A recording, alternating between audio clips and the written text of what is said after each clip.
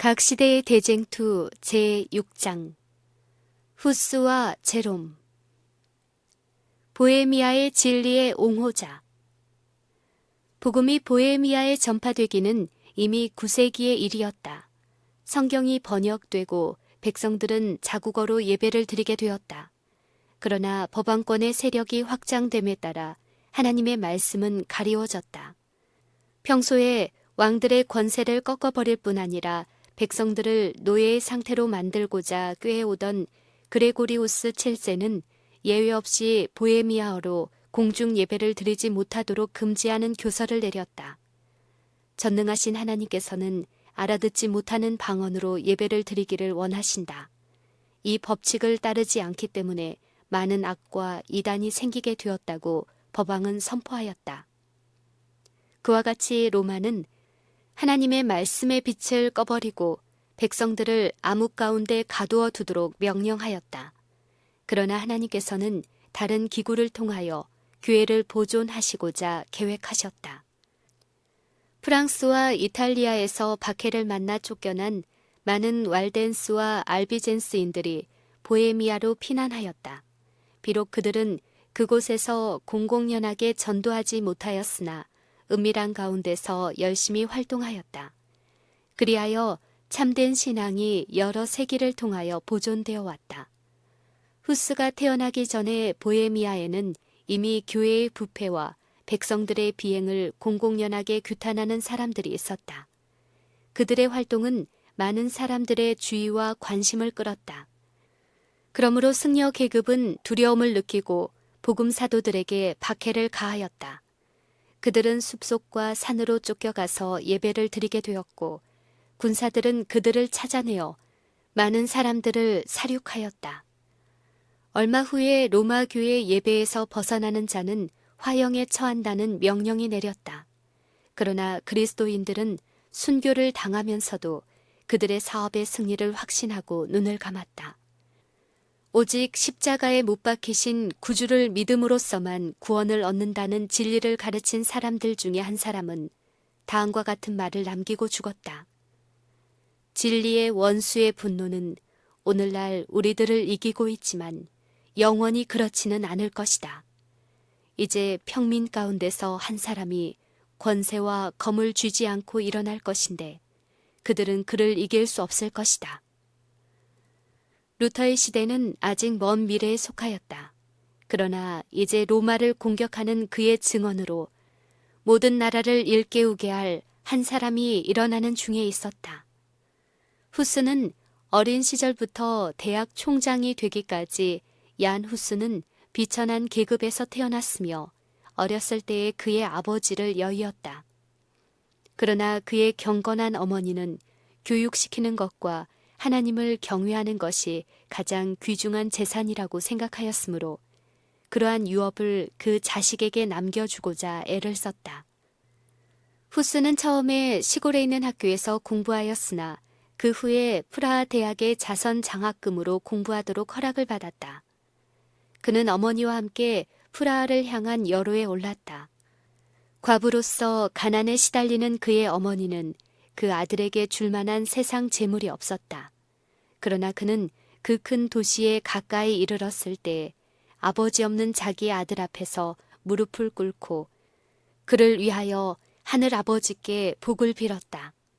그러나 그 어머니는 자기의 기도가 어떻게 응답될 것인지에 대하여 거의 깨닫지 못하였다. 대학에서 공부하는 동안 후스는 부지런한 공부와 신속한 학업의 형상으로 이름을 떨쳤으며 그의 깨끗한 생애와 온유하고 쾌활한 성격 때문에 여러 사람들의 존경을 받게 되었다. 그는 또한 로마교를 열렬히 신봉하는 사람이었으므로 교회가 수여한다고 공언하는 영적 축복을 매우 갈망하였다. 그는 어떤 큰 성회에 참석하였을 때 참회하러 나아가 호주머니 속에 남아있는 돈을 다 털어바치고 사면을 얻기 위하여 행렬 가운데 참내한 일도 있었다. 대학을 졸업하자 그는 신부의 직분을 얻었으며 그 후 신속히 승진하여 왕실 전속의 승정이 되었다. 그리고 그는 모교의 교수가 되고 그 후 그 대학의 총장까지 되었다. 그리하여 불과 수년 만에 구호금의 장학금을 받던 비천한 일개 학생이 보헤미아의 자랑이 되고 그 명성을 온 구라파에 떨치게 되었다. 그러나 그는 다른 한 분야에서 개혁 사업을 착수하였다. 성직에 나간 지 수년 후에 그는 베들레헴 회당의 설교자로 임명되었다. 그런데 그 회당의 설립자는 성경을 자국어로 설교하는 일을 참으로 중요한 일로 주장하는 사람이었다. 그 일은 로마에서 반대하는 일이었으나 보헤미아에 있어서는 완전히 중지되지는 않았다. 그 당시에 성경에 대한 일반 사람들의 무지는 실로 컸으며 모든 계급의 사람들에게 가장 악한 일들이 편만해 있었다. 후스는 이러한 죄악들을 기탄 없이 견책하고 자기가 설명한 진리의 원칙과 순결을 역설하기 위하여 하나님의 말씀으로 간곡히 호소하였다. 개혁주의로 전향함. 후에 후스의 절친한 친구가 된 프라하 출신의 제롬이 영국으로부터 귀국하면서 위클리프의 저서를 가지고 돌아왔다. 위클리프의 가르침으로 개종한 영국 왕후는 본래 보헤미아의 공주였으므로 그의 가마로 말미암아 보헤미아에는 개혁자의 저술이 널리 유포되었다. 후스는 그러한 저술들을 흥미있게 읽었다. 그는 그 저자가 진실한 그리스도인이라고 믿었으며 위클리프가 주장하는 개혁주의에 찬동하게 되었다.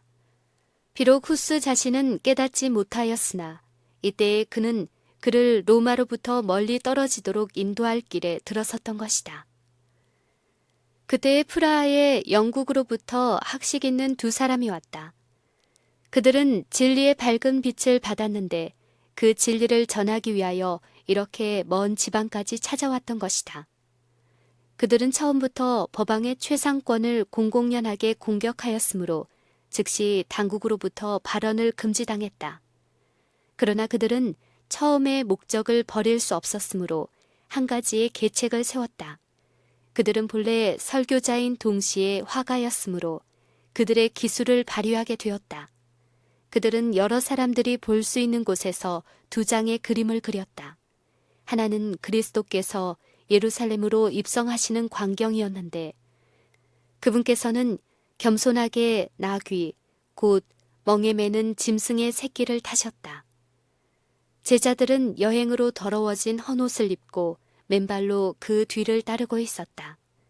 그리고 다른 한 장은 법왕의 행렬을 그린 것인데 법왕은 화려한 옷을 입고 머리에 3층 면류관을 쓰고 아름답게 장식한 말을 타고 있으며 그 앞에는 나팔수들이 가고 있었고 뒤에는 추기경들과 주교들이 따라가고 있었다.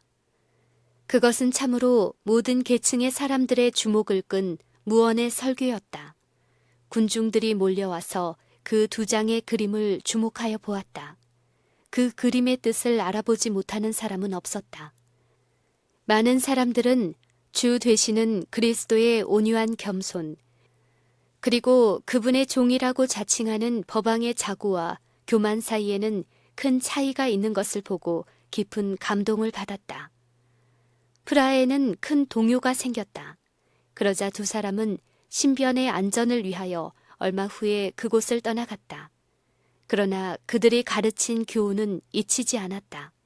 특별히 그 그림은 후스의 마음에 커다란 감동과 인상을 주었으므로 그는 성경과 위클리프의 저서를 더욱 세밀히 연구하게 되었다.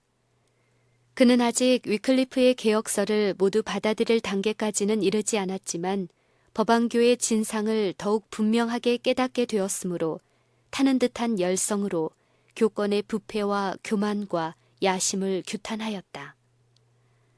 개혁자 후스와 프라하의 대소동. 진리의 빛은 보헤미아에서 독일로 전파되었다. 왜냐하면 프라하 대학의 소동으로 수백 명의 독일 학생들이 고국으로 돌아갔기 때문이었다. 그들 중에 많은 학생들이 후스에게서 처음으로 성경의 지식을 배웠는데 그들은 돌아가서 각자 자기 나라의 여러 곳에 복음을 전파하였다. 프라하에서 일어난 일에 대한 소식이 로마에 전해지자 후스는 곧 법왕의 소환 명령을 받았다. 그 명령에 응하는 것은 자기의 몸을 죽음에 내어주는 것이었다. 그러므로 보헤미아의 왕과 왕후와 대학과 귀족과 정부의 고관들이 연합하여 후스는 프라하에 머물러 있게 하고 대리자를 로마에 파견시켜 대답하도록 허락해달라고 법왕에게 애소하였다. 그러나 법왕은 그 요구를 수락하는 대신에 도리어 후스에게 대하여는 신문 선고를 내리고 프라하시를 파문에 처한다고 선포하였다. 그 당시에 있어서 이와 같은 선고는 언제나 큰 공포를 일으켰다. 거기에 따르는 의식들은 법왕을 하나님의 대표자로 존경하고 그를 천국과 지옥의 열쇠를 가지고 영적 심판은 물론이요 세속적 심판까지 행할 권능을 가진 자로 알고 있는 백성들을 공포에 질리게 할 수 있도록 잘 꾸며졌다. 파문의 선고를 받은 지방에는 하늘의 문이 닫혀지므로 법왕이 그것을 열기까지는 죽은 자가 천국에 들어가지 못하게 된다고 믿었다. 그리고 이처럼 두려운 재난의 증거로서 온갖 종교적 의식은 정지되고 교회는 폐쇄되고 결혼식은 교회당의 뜰 앞에서 거행되고 죽은 자는 성별된 묘지에 매장되지 못하고 장례식 없이 도랑이나 벌판에 매장되었다. 로마는 사람의 상상력에 자극을 주는 이런 종류의 처사를 통하여 사람의 양심을 지배하고자 하였다. 프라하에는 큰 소동이 일어났다. 많은 사람들이 이러한 재난을 만난 것은 오로지 후스 때문이라고 그를 규탄하였다. 그리고 로마의 징벌에 신속히 넘기라고 요구하였다. 소동을 진정시키기 위하여 후스는 잠시 동안 고향으로 돌아가 있었다. 프라하에 남겨놓고 온 친구들에게 그는 다음과 같이 편지를 보냈다. 내가 그대들을 떠나온 것은 나쁜 마음을 품은 자들에게 영원한 죄의 선고를 자취하지 않도록 하고 경건한 사람들에게는 고난과 박해가 이르지 않도록 하기 위하여 예수님의 교훈과 모본을 따라서 행한 것뿐이다.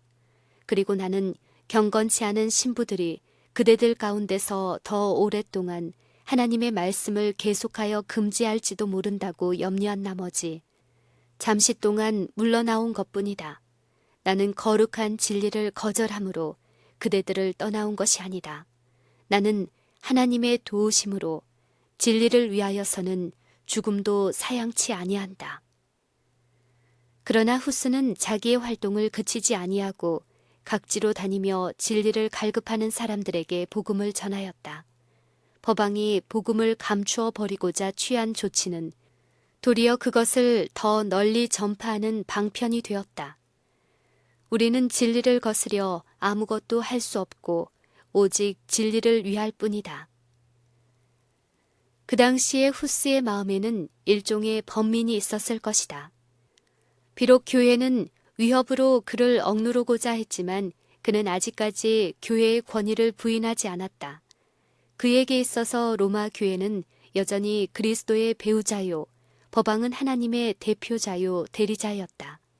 후스가 싸움의 대상으로 삼고 있는 것은 권위의 악용이었지 원칙 그 자체는 아니었다.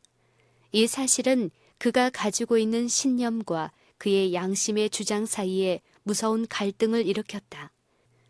자기가 그렇다고 믿은 대로 로마 교회의 권위가 정당하고 그릇됨이 없는 것이라면 어찌하여 거기에 불순종해야 한다고 느껴지는가. 그는 복종하는 것이 죄가 된다는 사실을 깨달았다. 그런데 어찌하여 소위 흠이 없는 교회에 복종하는 것이 그런 결과를 가져오는가. 이것이 바로 그가 해결할 수 없는 문제였고 그를 언제나 번민하게 하는 의문이었다. 그가 궁리에 낼 수 있었던 가장 가능한 해답은 일찍이 구주 당시에 그랬었던 것처럼 교회 제사장들이 악한 사람들로 바뀌어져서 그들의 합법적인 권위를 불법적인 목적을 위하여 이용하고 있다는 점이었다. 이러한 해답은 후스로 하여금 깨달음을 통하여 전달된 성경의 교훈들이 양심을 지배해야 한다는 좌우명을 자신의 지도를 위한 지침으로 채택하고 다른 이들도 그들의 지침으로 삼도록 가르치도록 이끌었다. 즉, 그릇됨이 없는 지도자는 신부를 통하여 말하는 교회가 아니고 성경을 통하여 말씀하시는 하나님이라는 뜻이었다. 박식하고 웅변적인 제롬이 나타남. 얼마 후에 프라하의 수동이 진정되자 후스는 자기가 맡은 베들레헴의 회당으로 돌아가서 더욱 큰 열심과 용기로서 하나님의 말씀을 계속하여 전하였다. 그의 원수들은 활발하고 강력하였지만 왕후와 많은 귀족들이 그의 친구가 되었고 많은 백성들이 그를 지지하였다.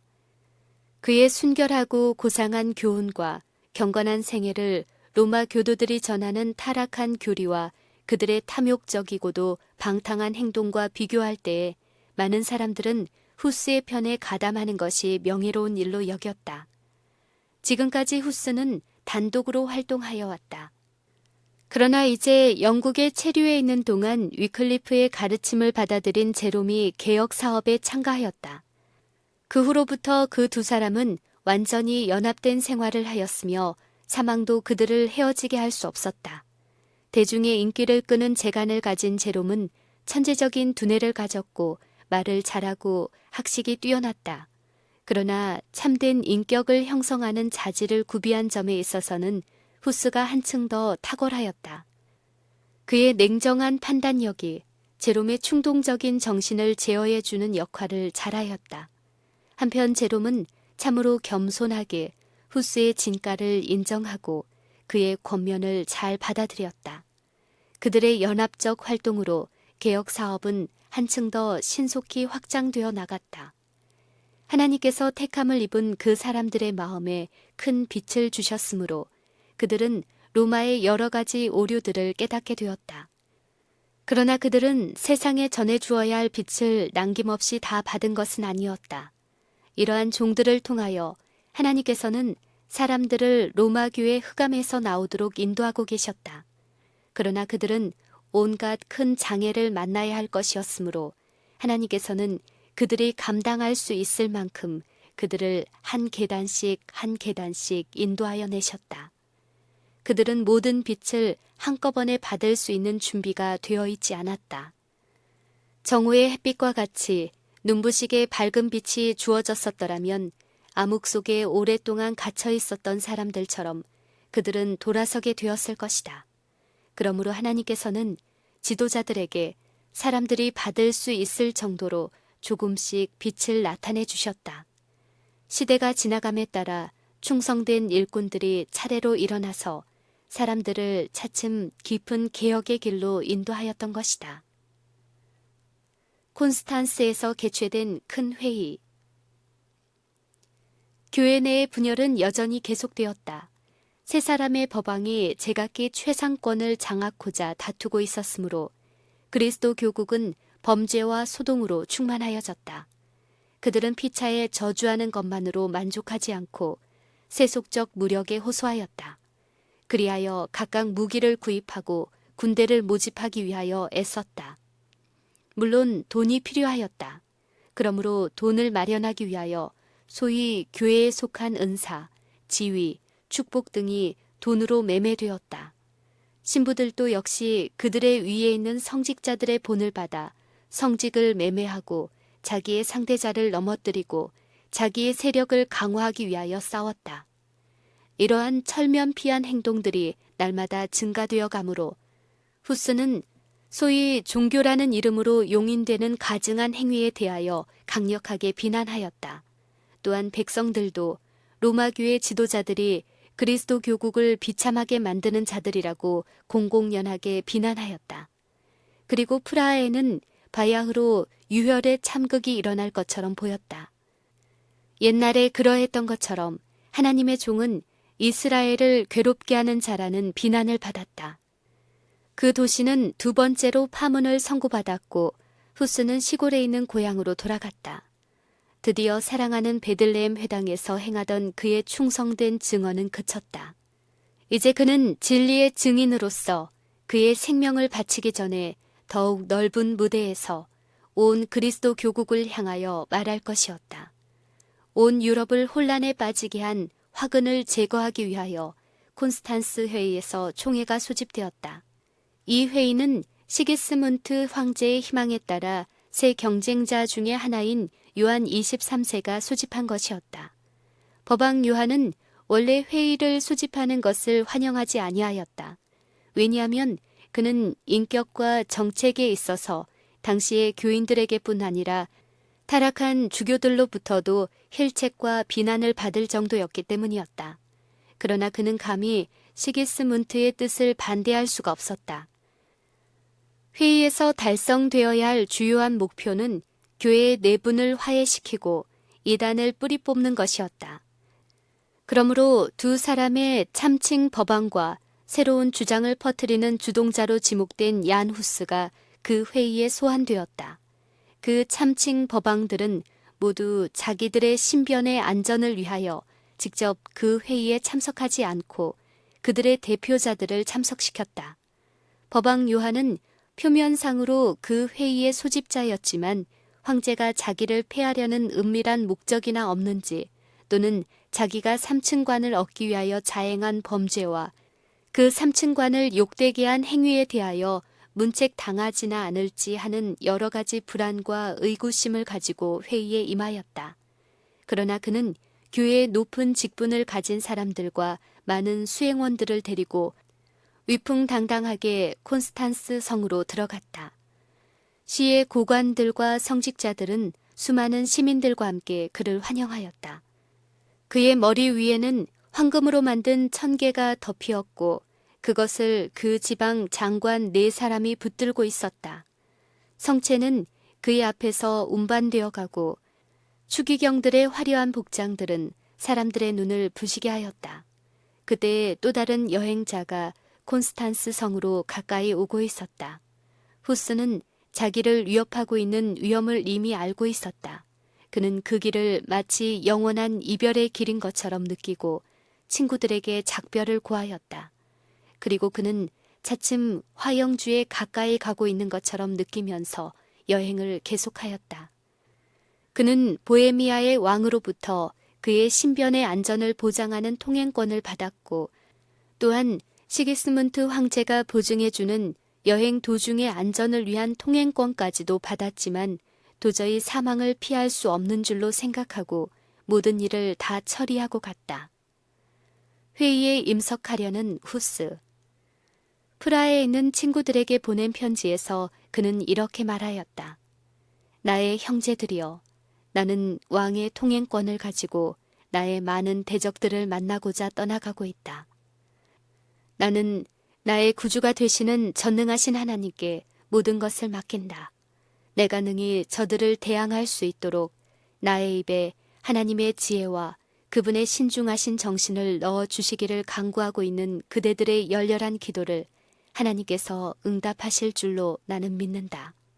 또한 하나님께서 나를 당신의 진리로 강하게 하시기 위하여 성령을 주시고 시련이나 감옥이나 필요하면 잔인한 죽음까지라도 용기 있게 당하게 하실 줄로 믿는다. 예수 그리스도께서는 당신의 사랑하시는 자녀들을 위하여 고난을 당하셨다. 그리고 우리로 하여금 우리 자신의 구원을 위하여 모든 일에 참을 수 있도록 본을 보여주셨으니 이 어찌 놀라운 일이 아닌가. 그분께서는 하나님이시며 우리는 그분의 피조물이다. 그분께서는 주님이시며 우리는 그분의 종들이다. 그분께서는 이 세상의 주인이시며 우리는 비천한 인간들이다.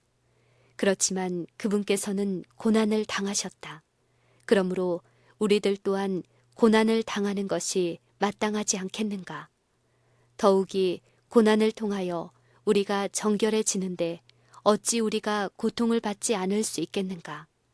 그런즉 사랑하는 친구여, 만일 나의 죽음이 주님께 영광을 돌리는 일이 된다면 그날이 하루속히 이르도록 그리고 내가 당하게 될 모든 고난에 그분께서 항상 나를 붙들어 주시도록 기도하라. 만일 내가 그대들에게 돌아가는 것이 더욱 좋은 일이라면 나로 하여금 오점 없이 돌아가게 되도록 하나님께 기도하라. 곧 나의 형제들에게 훌륭한 본을 남겨 나를 따라오게 하도록 복음의 진리에 1.1획이라도 숨기는 일이 없도록 해달라고 기도하라. 아마도 프라하에서 그대들의 얼굴을 다시 보게 되리라고는 생각지 않는다. 그러나 만일 전능하신 하나님의 뜻이 나로 하여금 돌아가도록 허락해 주신다면 그때야말로 우리가 하나님의 율법의 지식과 사랑으로 마음을 더욱 굳게 하여 전진하여야 할 것이다.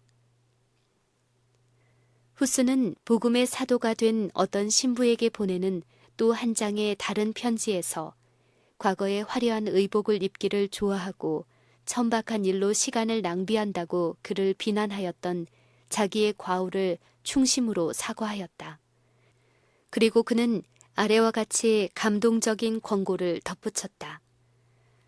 직록이나 재산의 마음을 팔지 말고 하나님의 영광과 영혼의 구원으로 그대의 마음을 채우라. 그대의 마음보다도 집을 더 꾸미지 말고 영적 집을 채우는 데 관심을 쏟으라. 가난한 사람들을 친절하고 겸손하게 대하며 그대의 물질을 연락하는 일로 낭비하지 말라. 그대가 만일 그대의 생애를 고치고 사치스러운 생애를 끊어버리지 아니하면 내가 지금 심하게 징계를 받고 있는 바로 그 징계가 그대에게 미칠까 염려된다. 그대는 어려서부터 나의 교훈을 받았으므로 나의 교훈이 무엇인지 알고 있다. 그러므로 이 이상 더 쓸 필요가 없는 줄로 안다. 그대가 아는 바와 같이 한때 내가 빠졌던 어떠한 허영에도 그대는 빠지지 말기를 나는 주의 자비를 힘입어 그대에게 간언한다. 그리고 그 겉봉에는 나의 친구여, 그대는 내가 죽은 것이 확실하다는 사실을 알기 전에는 이 봉투를 뜯지 말라 라고 써 있었다. 후스는 그 여행 중에서 자기의 교리가 도처에 전파된 것과 자기의 전도 사업이 환영을 받고 있는 것을 보았다.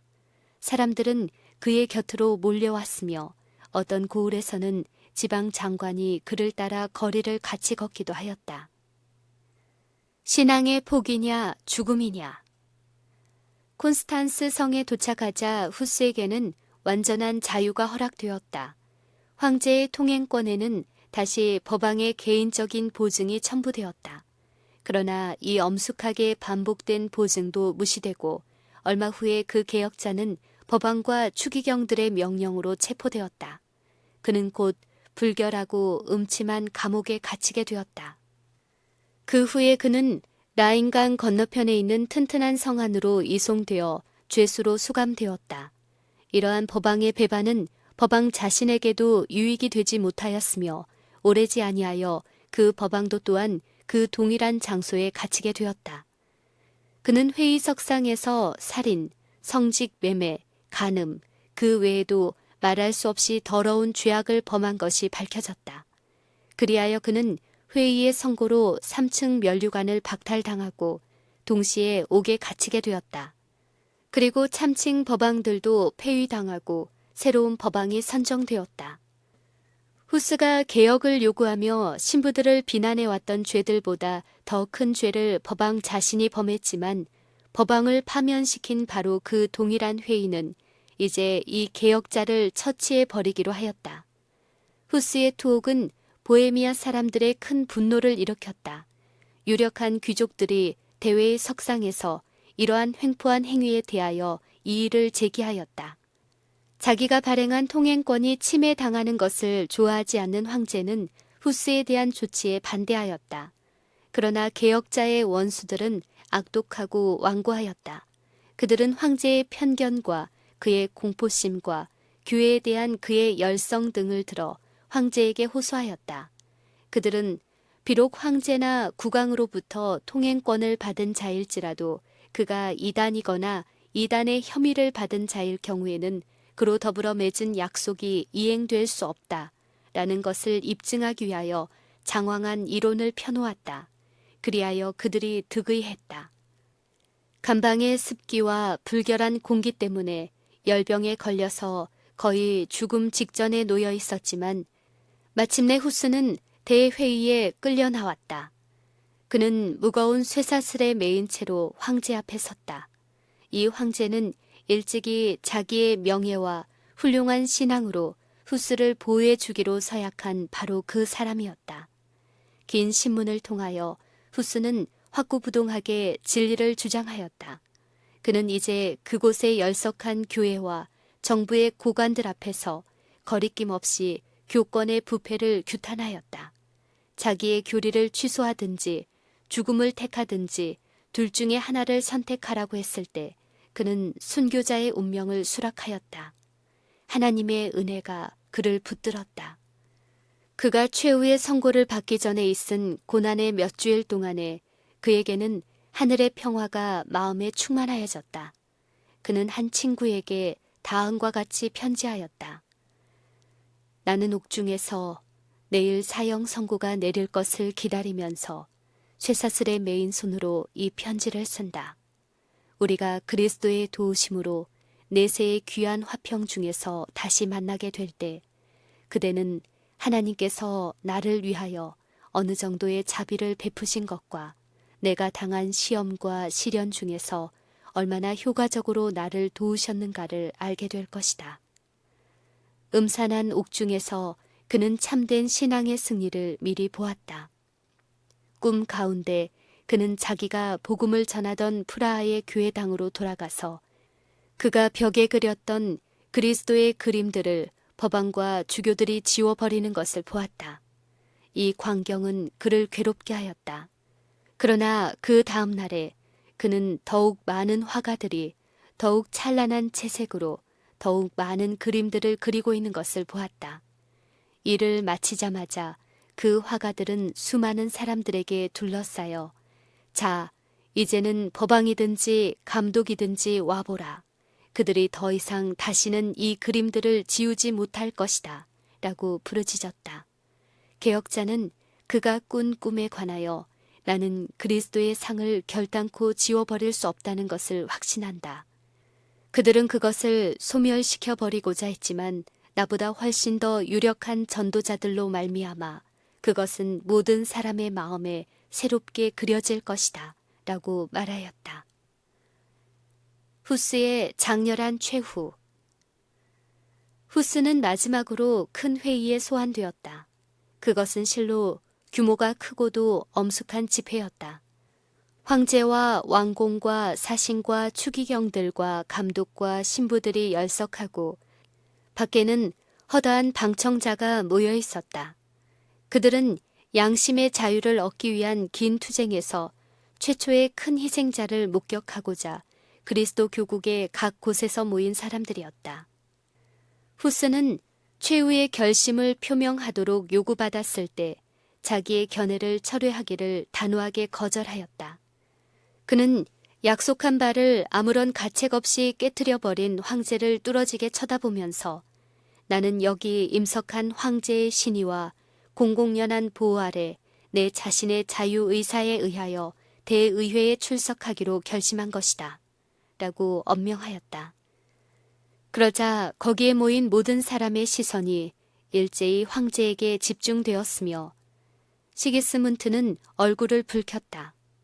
선고가 언도되고 지위를 박탈하는 의식이 시작되었다. 감독들은 그 죄수에게 승려와 같은 옷을 입혔다. 후스는 승복을 손에 들고 우리 주 예수 그리스도께서는 치욕을 받으실 때 흰옷을 입으시고 헤로덱에서 빌라도에게로 호송되셨다. 라고 말하였다. 그리고 그의 주장을 취소하라는 권고를 다시 받게 되자 그는 군중을 향하여 돌아서서 다음과 같이 대답하였다. 그렇다면 내가 무슨 면목으로 하늘을 쳐다볼 수 있겠는가? 내가 지금까지 순결한 복음을 전한 저 사람들을 무슨 면목으로 쳐다볼 수 있겠는가? 나는 그들의 구원을 이제 죽기로 작정된 불쌍한 나의 몸 이상으로 귀중하게 여긴다. 그의 제복은 하나씩 차례로 벗겨졌는데 그럴 때마다 의식을 행하고 열석한 감독들은 차례대로 저주를 선언하였다. 드디어 그의 머리 위에는 모자, 곧 피라미드 모양으로 만든 종이 고깔이 씌워졌는데 거기에는 악마의 무서운 형상이 그려져 있고 대이단자라는 글자가 그 앞면에 뚜렷하게 쓰여 있었다. 후스는 주 예수여, 이 종은 더할 수 없는 기쁨으로 당신을 위하여 치욕의 관을 쓰나이다. 나를 위하여 가시관을 쓰신 주 예수여 하고 부르짖었다. 이런 의식을 행한 후에 주교는 내 영혼을 마귀에게 주노라고 말하였다. 그때에 얀 후스는 하늘을 우러러 오 주 예수여 당신이 나를 구원하셨으니 나는 내 영혼을 당신의 손에 맡기나이다 라고 말하였다. 그 후에 그는 세속적 권세에 맡겨져 처형장으로 끌려나갔다. 그 뒤에는 많은 군중, 몇백 명의 무장한 사람들, 아름다운 의복을 입은 신부와 주교들, 콘스탄스 성의 주민들이 따랐다. 그가 화영주에 결박되고 불을 붙일 수 있는 준비가 다 갖추어졌을 때 그 순교자는 자기의 생명을 보존하기 위하여 다시 한번 그의 오류를 취소하라는 권고를 받았다. 그러나 그는 다음과 같이 대답했다. 무슨 오류를 취소하라고 하는가? 나는 아무런 죄를 짓지 않았다고 생각한다. 내가 저술한 것과 전파한 것은 모든 사람을 죄와 멸망에서 구원하기 위한 것이었음을 하나님의 이름으로 증거한다. 그러므로 나는 내가 저술하고 전파한 진리를 나의 피로써 확인하기를 매우 기뻐한다. 이윽고 불을 붙임에 그는 다윗의 아들 예수여 나를 불쌍히 여기소서라는 찬미를 그의 목소리가 영영이 그쳐질 때까지 불렀다. 심지어 그의 원수들까지도 그의 영웅적인 태도에 감동을 받았다. 열광적인 법왕당의 한 사람은 후스와 그 후에 있은 제롬의 순교에 대하여 다음과 같이 묘사하였다. 두 사람은 다 같이 최후의 순간까지 변함없이 확고한 마음을 가지고 있었다. 그들은 화형을 받기 위하여 나아가기를 마치 혼인잔치에 나아가는 것과 같이 하였다. 그들은 아무런 고통의 부르짖음도 바라지 않았다. 불길이 일어났을 때 그들은 찬미를 부르기 시작하였는데 그 불길의 기세도 그들이 부르는 노래를 그치게 할 수 없는 듯하였다. 후스의 몸이 다 타버린 다음에 그들은 그 재와 흙을 모아서 라인 강에 던져 대해로 흘러가게 하였다. 그의 핍박자들은 그가 전한 진리를 근절한 것처럼 생각하였다. 그러나 그날에 던져진 재가 대해로 흘러가서 각 나라에 씨를 뿌리고 아직까지 알려지지 않은 나라에서까지 진리를 증거하는 열매가 풍성하게 맺혀질 것을 그들은 거의 생각지 못하였다. 콘스탄스의 회의장에서 부르짖은 그의 소리는 메아리가 되어 그 후 각 시대를 통하여 쉼없이 울려 퍼질 것이었다. 후스는 이미 각오 없으나 그가 생명을 바쳐서까지 옹이한 그 진리는 결코 멸절될 수 없었다. 그의 신앙과 충성의 모보는 많은 사람들로 하여금 고문과 사망을 당하면서도 진리를 위하여 굳게 설 수 있는 용기를 주었다. 그리고 그의 처형은 횡포한 로마의 잔인성을 전 세계에 드러내 보이는 일이 되었다. 진리의 원수들은 자기들이 없애버리려고 한 그 사업을 알지 못하는 사이에 오히려 발전시키는 결과를 빚어내게 되었다. 제롬의 옥중 생활.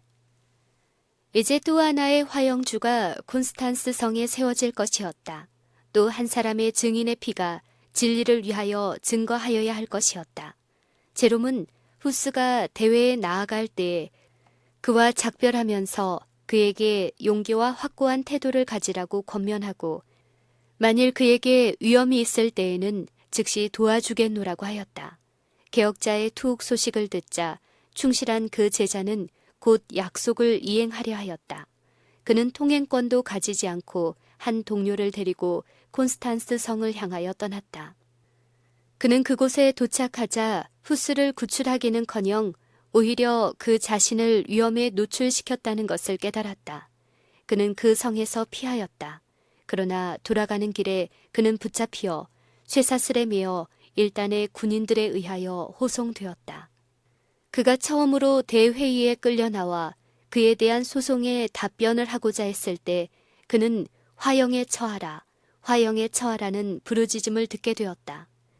그는 큰 고통을 느끼도록 쇠사슬에 결박된 채로 투옥되어 있었는데 먹을 것이라고는 물과 빵뿐이었다.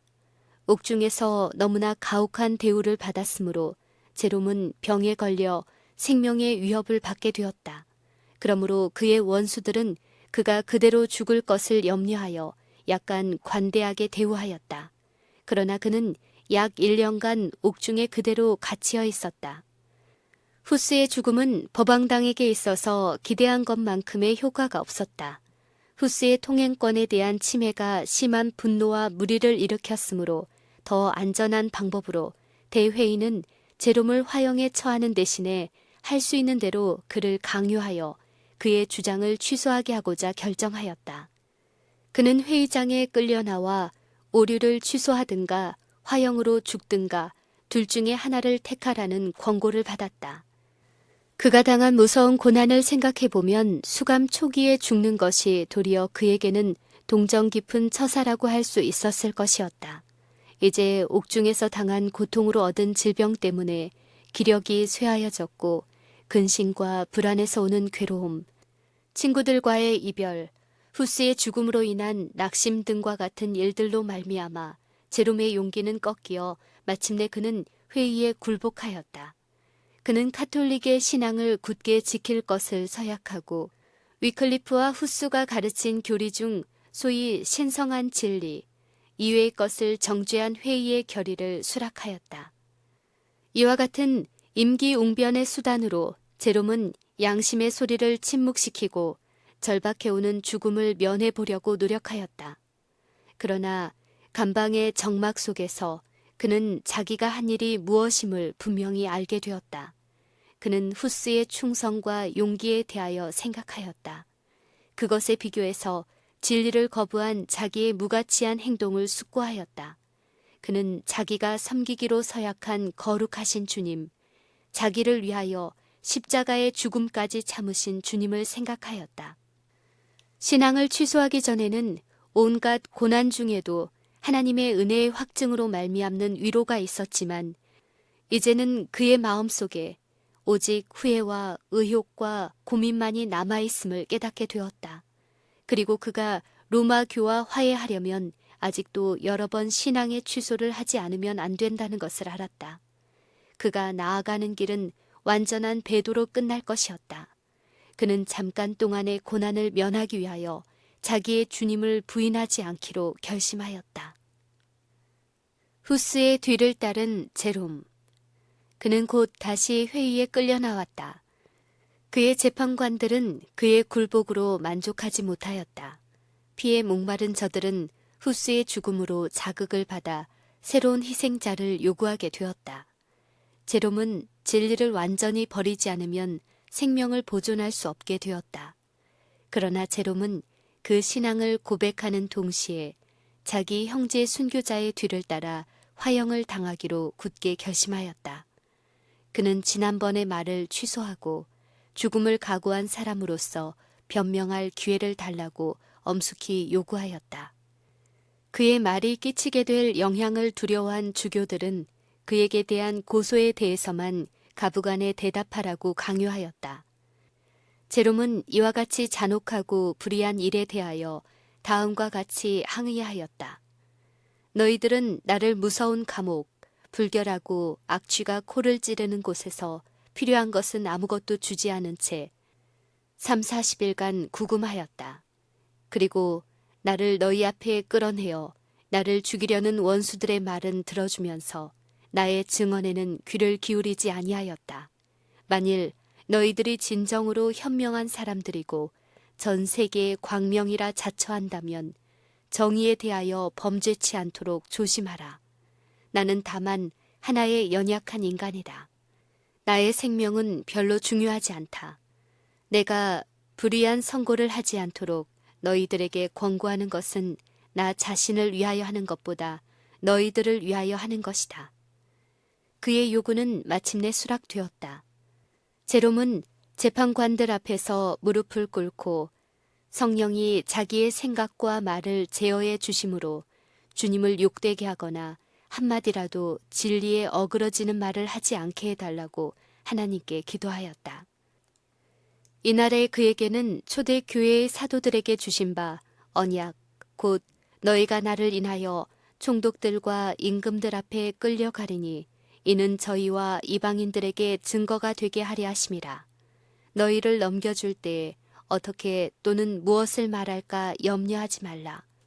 그때에 무슨 말할 것을 주시리니 말하는 이는 너희가 아니라 너희 속에서 말씀하시는 자 곧 너희 아버지의 성령이시니라. 라고 하신 그 언약이 성취되었다. 제롬의 말은 그의 원수들까지도 경탄케 하고 놀라게 했다. 그는 극심한 육체적 고통과 정신적 번민 속에서 1년 동안 감옥에 갇힌 채로 보지도 못하고 읽지도 못하였다. 그러나 그의 말은 마치 그가 아무런 박해도 받지 않고 계속해서 연구할 수 있는 기회를 가졌던 것처럼 분명하고 능력이 있었다. 그는 청중들에게 불의한 재판관들에 의하여 정죄의 선고를 받았던 성도들을 일일이 열거하였다.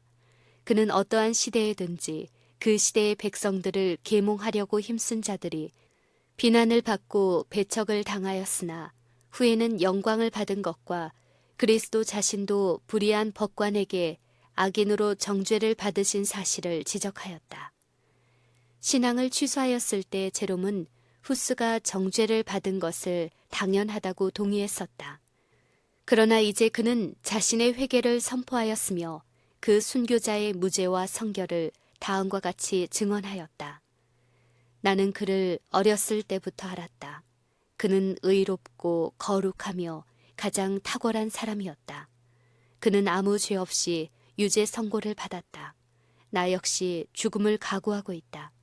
언젠가는 아무도 속일 수 없는 크신 하나님 앞에서 그들의 기만에 대하여 심판을 받게 될 나의 원수들과 거짓 증인들이 마련해 놓은 고통을 나는 두려워하지 않을 것이다. 법관들 앞에서 행한 제롬의 신앙 고백. 그는 자기가 진리를 부인한 사실에 자책감을 느끼면서 계속해서 말하였다. 청년 시대 이후로 내가 범한 모든 죄악 중에서 나의 마음을 가장 괴롭게 한 것은 내가 이 흉악한 장소에서 범한 죄이다.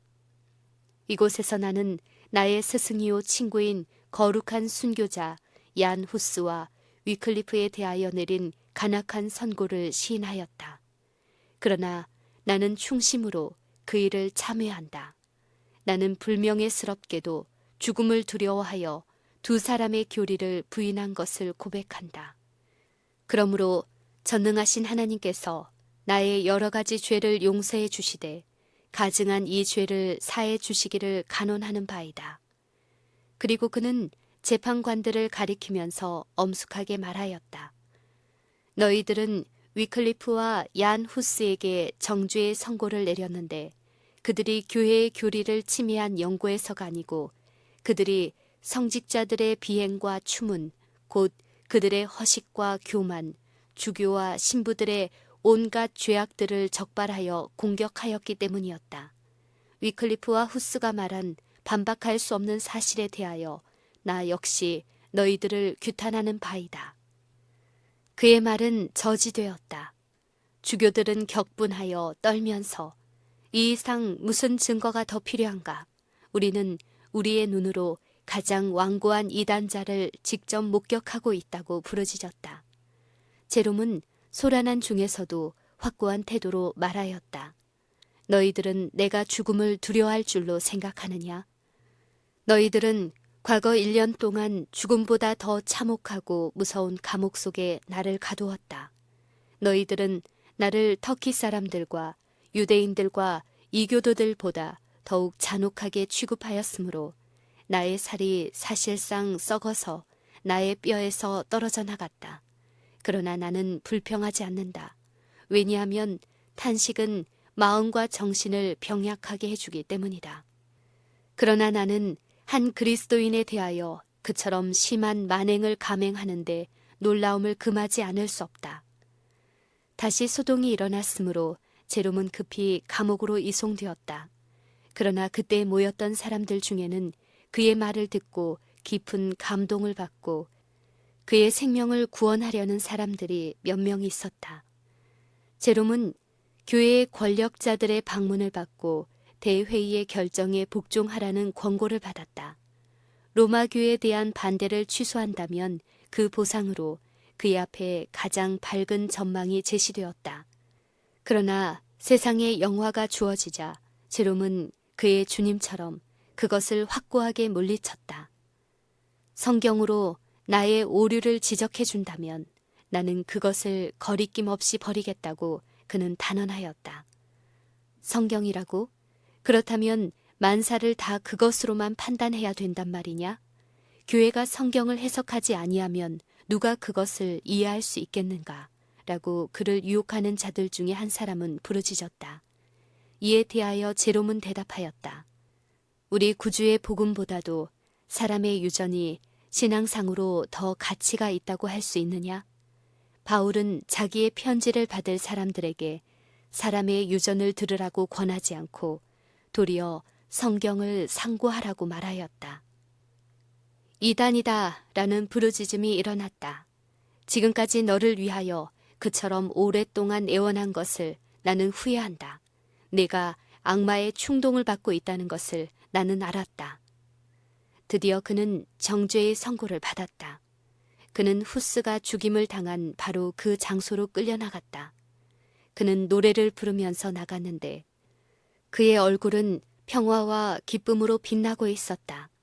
그는 그리스도를 주목하고 있었으므로 그에게는 죽음의 두려움이 없었다.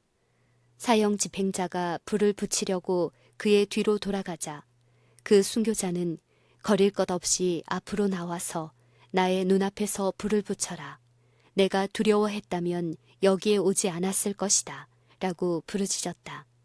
화염이 그를 둘러싸자 그는 최후의 기도를 드렸다.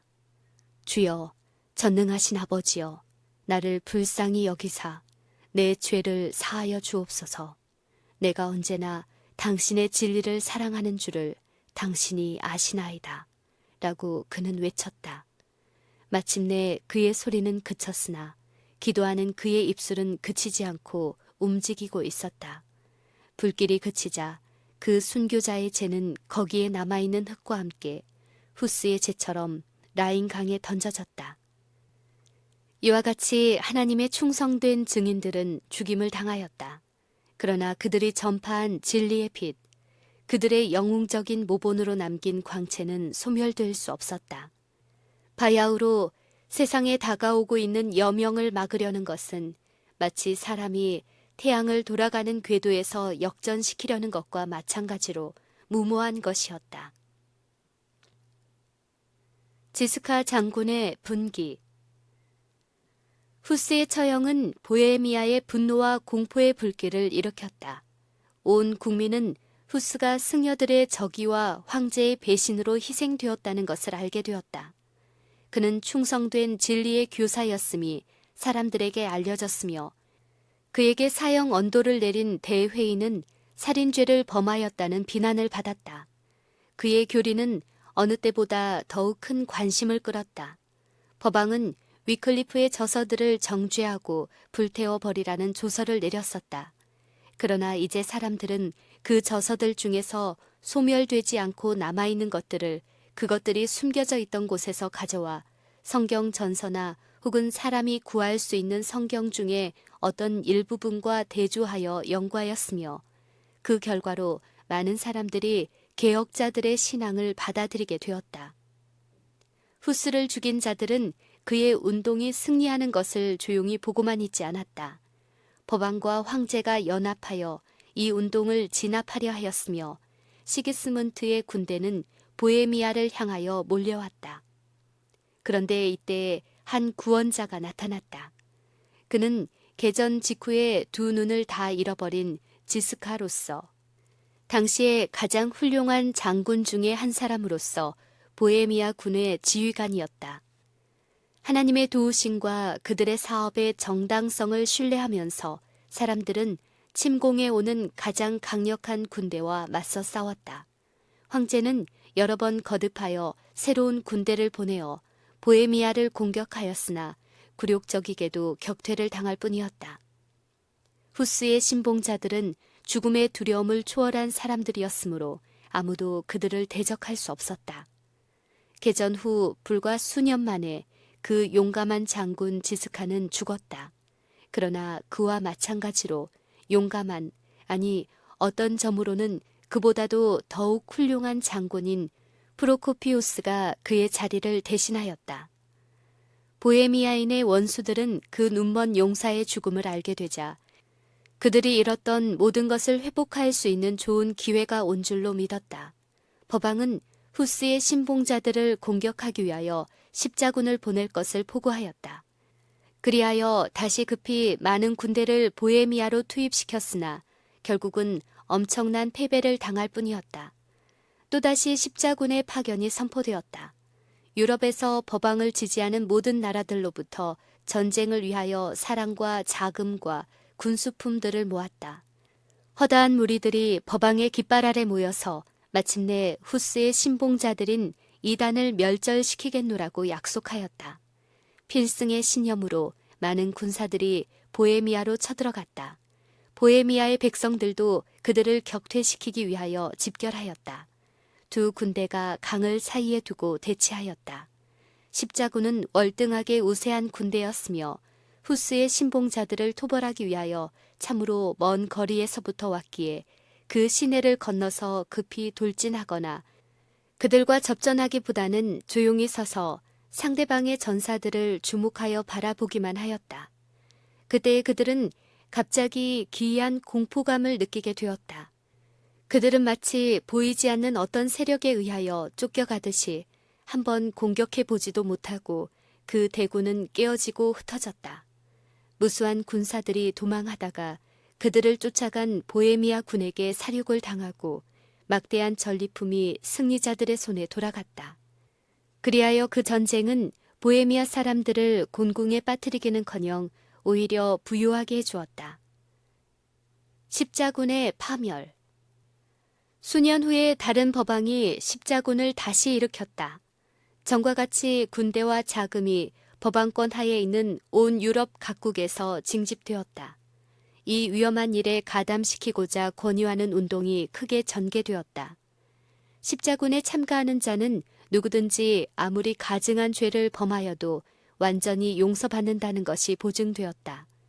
전쟁에서 죽는 자들은 하늘에서의 큰 상이 약속되었고 살아남는 자들은 그 전쟁터에서 명예와 재물을 얻게 될 것이라고 보증되었다. 다시금 대군이 직모되어 국경을 넘어 보헤미아로 쳐들어왔다.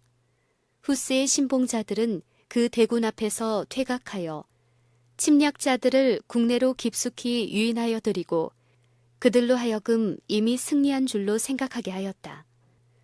드디어 프로코피우스의 군대는 퇴각을 정지하고 원수들을 향하여 돌아서서 그들에게 싸움을 걸었다. 십자군은 그제야 그들의 실책을 깨닫고 군대를 멈추고 그 자리에서 적군이 공격해 오기를 기다리고 있었다. 그런데 십자군들은 적군이 접근해 오는 소리를 듣자 후스파의 군대를 보기도 전에 다시 공포에 휩싸였다. 왕족들과 장군들과 일반 군사들은 그들의 무기를 내어버리고 사방으로 도망하였다. 침략군의 총지휘자인 법왕의 사절은 공포감에 눌려 흩어진 군사들을 모으고자 애를 썼지만 헛수고였다. 그는 온갖 노력을 다하였지만 마침내 그 자신도 도망하는 무리들에게 휩쓸려 가고 있었다. 침략군은 완전히 패배당하였고 막대한 전리품이 다시 승리자의 손에 들어갔다. 이리하여 유럽의 가장 강력한 나라들로부터 파견된 용감하고 호전적이며 전쟁을 위하여 훈련받고 무장한 무리로 이루어진 두 번째 대군은 한번 싸워보지도 못한 채 한 연약한 국민으로 편성된 소수의 방위군 앞에서 괴멸되고 말았다. 여기에 하나님의 능력이 나타났다. 침략군은 초자연적인 공포감에 사로잡혔던 것이다. 홍해에서 바로의 군대를 괴멸시키고 기드온과 300명의 용사 앞에서 미디안 군대를 도망하게 하시며 하룻밤 사이에 교만한 아시리아 군대를 쳐부수신 하나님께서 억압자의 세력을 꺾으시기 위하여 당신의 손을 다시 한번 펴셨던 것이었다. 저희가 두려움이 없는 곳에서 크게 두려워하였으니 너를 대하여 진친 저희의 뼈를 하나님이 흩으심이라. 하나님이 저희를 버리신 고로 네가 저희로 수치를 당케 하였도다. 법왕교의 지도자들은 무력으로 정복하는 일을 단념하고 드디어 권모 술수를 쓰게 되었다. 표면으로는 보헤미아인들의 양심의 자유를 허락하노라고 공언하면서 실제로는 그들을 로마의 권력에 넘겨주는 타협책을 쓰게 되었다. 보헤미아 사람들은 로마와 화해하는 조건으로 다음에 4가지 점을 분명히 밝혔다. 성경을 강론하는 자유, 모든 교인들이 성만찬 예식에 참석하여 떡과 포도즙을 나눌 수 있고 예배 시간에 각각 자국어를 사용할 수 있는 권리, 성직자가 모든 세속적인 직위와 권리에서 제외되는 일, 범죄 행위에 대해서는 일반 법정의 사법권이 성직자나 일반인을 막론하고 동일하게 취급하는 일 등이었다. 드디어 법왕 측은 후스의 신봉자들이 제출한 4가지 조건에 동의하였다. 그러나 그 조문의 명확한 의미를 결정하는 해석권은 종교회의, 즉 법왕과 황제의 권한에 속하는 것이라고 규정하였다. 이러한 조건 아래 조약은 맺어지고 로마는 투쟁으로 얻지 못한 것을 허위와 사기로 얻게 되었다. 왜냐하면 그들은 후스의 신봉자들이 제시한 조건들에 대하여서도 성경에 대해서 그러했던 것처럼 저들이 독자적인 해석을 내림으로써 그들 자신의 목적에 부합하도록 그 조문들의 의미를 왜곡시킬 수 있었기 때문이었다. 대부분의 보헤미아인들은 그 조약이 그들의 자유를 박탈하는 것이라고 생각하였으므로 그것에 동의할 수 없었다. 그리하여 불화와 분열이 생기고 나중에는 투쟁과 유혈 사태까지 빚어졌다. 이 내란으로 인하여 고상한 프로코피우스 장군은 죽고 보헤미아인의 자유는 없어졌다. 후스와 제롬을 배반한 시기스문트가 보헤미아의 왕이 되었으며 그는 보헤미아인의 권리를 옹호하겠노라고 한 자신의 서약에도 불구하고 법왕권의 확립에 진력하였다. 그러나 그가 로마를 추종함으로 얻은 것은 별로 없었다. 20년간의 그의 생애는 수고와 위험으로 충만하였다. 오랫동안의 쓸데없는 전투로 그의 군대는 쇠잔하여졌고 그의 재물은 고갈되었다. 그는 1년을 통치한 후에 국가를 내란 일보 직전에 버려둔 채 불명예로 낙인 찍힌 이름을 후손들에게 물려주면서 죽었다. 보헤미아인의 인내와 기대. 소란과 쟁투와 유혈 사태가 오랫동안 계속되었다. 외국의 군대가 다시 보헤미아에 침입하였고 국내의 내부는 계속적으로 나라를 혼란하게 만들었다. 이러한 형편에서 끝까지 복음을 위하여 충성한 사람들은 지독한 박해를 당하였다. 그들의 옛날의 형제들이 로마교와 조약을 맺어 그 오류의 영향을 받고 있을 때 초기의 신앙을 고수하고 있는 사람들은 연합된 형제들이라는 이름으로 특수한 교회를 조직하였다. 이로 인하여 그들은 각층 사람들로부터 저주를 받았다. 그러나 그들의 확고한 태도는 흔들리지 않았다. 그들은 산림과 동굴 속에서 피난처를 찾을 수밖에 없었지만 여전히 하나님의 말씀을 읽고 예배드리기 위하여 함께 모였다. 그들은 비밀리에 여러 나라의 사람들을 파견하여 여기저기에 진리를 아는 자가 있는 것과 그들은 비록 소수이지만 여러 읍과 촌에 흩어져 있으면서 그들처럼 박해의 대상이 되어 있다는 것과 또한 알프스 산 중에는 성경을 기초로 하여 세워진 교회가 있으며 그곳에서 우상 숭배로 부패된 로마를 대항하고 있다는 사실을 알았다. 이러한 정보는 그들에게 큰 기쁨을 주었으며 그들은 왈덴스인들과 교통하게 되었다. 보헤미아인들은 복음을 굳게 지키면서 박해의 어두운 밤이 지나가기를 기다렸다. 그들은 가장 어두운 시간에 아침이 오기를 기다리고 있는 사람들처럼 멀리 지평선 저쪽을 주목하여 보았다. 그들은 실로 어려운 시대에 살았다. 그러나 그들은 후스에게서 처음으로 듣고 제롬에게서 다시 반복하여 들은 말, 곧 새벽이 오려면 한 100년은 지나야 한다는 말을 잊지 않았다. 그 말은 후스의 신봉자들에게 있어서 마치 애굽에 속박되어 있던 이스라엘 사람들에게 한 요셉의 유언, 곧 나는 죽으나 하나님이 너희를 권고하사 허락하신 땅에 돌아가게 하시리라 라고 한 유언과 같았다. 15세기 마렵이 되자 연합된 형제들의 교회는 더디기는 하였으나 확실히 발전하였다. 그들은 고난을 면한 것은 아니었으나 비교적 평화를 누렸다. 16세기 초엽에는 보헤미아와 모라비아에 그들의 교회가 약 200곳 정도 있었다. 그러므로 불과 검의 멸망과 분노에서 벗어난 남은 자로서 후스가 예언한 그대로 새벽을 맞이한 사람들은 상당히 많았다.